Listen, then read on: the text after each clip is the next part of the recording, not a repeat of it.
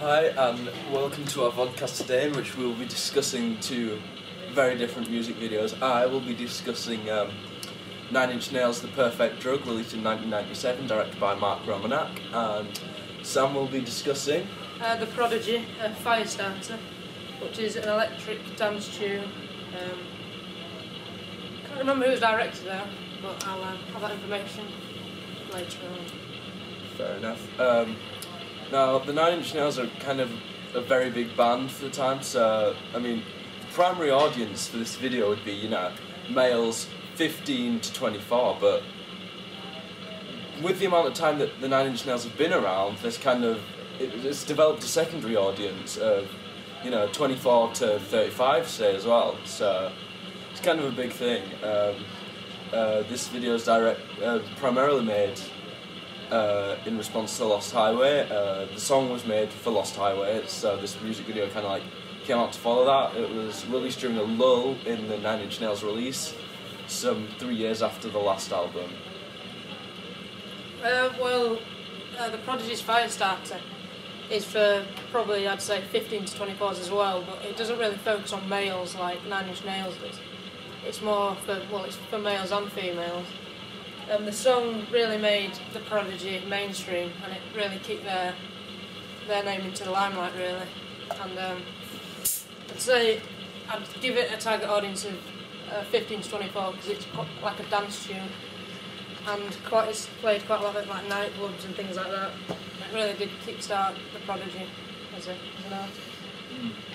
Now, the Nine Inch Nails were already well established, and the video itself is very dark, very gothic. It's inspired by the work of, or let me find the name because it's strangely foreign, Gustav Kilmet's The Kiss, which was actually leased for the video itself, which kind of added to the $1 million budget of the video, so it's not exactly a cheap video.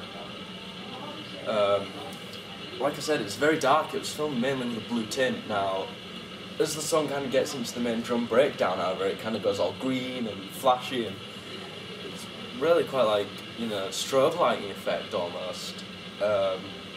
Before we go into the final shots of the song, the video kind of features, the singer Trent Reznor, slightly concept, very abstract looking, Victorian-esque. It's kind of in mourning for the loss of his son, I think. It's a very kind of sad song. It's about a guy losing himself in Abyssin throughout the video, so he's kind of looking lonely and lurky. Don't like a bit of a creep, but hey, kind of just staring off into the distance. We have loads of shots where his face is kind of masked behind the curtains, and medium shots. We have loads of close-up shots of the face, reflecting that sadness, the sorrow. Yeah. In response to that, the Prodigy's music video is quite dark as well, but it's not. Well, it's got a black and white effect on it the whole way through, and it's a performance and concept of music video because it does feature a lot of Keith Flint, the main man in the video. But there's also the other band members, but it does focus on Keith Flint mostly, and it had quite a lot of controversy surrounding it actually because it is quite scary. It might sound a bit silly, but it is actually quite a scary music video. And some television channels decided to show it after the watershed because some children ain't really suitable for some children. It hasn't got any gore or anything like that. It's just Keith Flint's appearance in it is quite scary. The things he does, and it's got very fast-paced editing, and it's just very quick, and it's not really suitable for young children, especially young teenagers like 15, 16-year-olds. But I suppose because it was released in 1996, they won't have seen the things that we see now, because we can play video games which got a lot of gore. But back in the mid-90s, they wouldn't have had things like that, and it would have been much scarier than it is nowadays. Yeah, on the subject of video types, The Perfect Drug is a mix of concept and narrative. It appears initially as concept, but it kind of flickers over into narrative towards the end, featuring the singer.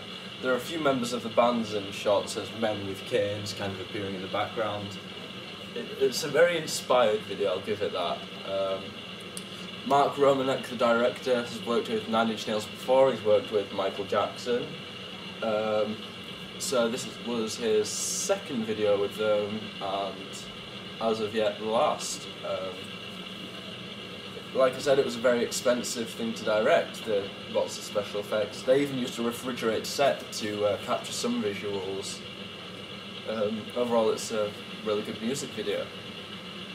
Firestarter was directed by Walter Stern. This is like one of the only real things that link between the two, because Walter Stern directed a Nine Inch Nails song, Into the Void, in 2000, which is the only thing that really does link the two. And the lyrics for Prodigy's Firestarter are quite aggressive, like that's just linking onto the watershed point that I made earlier. There's quite a few swear words and it is quite aggressive. And then the location I was just going to mention for the music video is in a London Underground tunnel which is abandoned in Aldwych, if that's how you pronounce it. And it's a good location and it's been used for many films, because obviously there's not many things like that around, and it's a good setting for a music video or even a film. So. Well, I think that's everything. We've covered a lot of points here. Thanks for watching.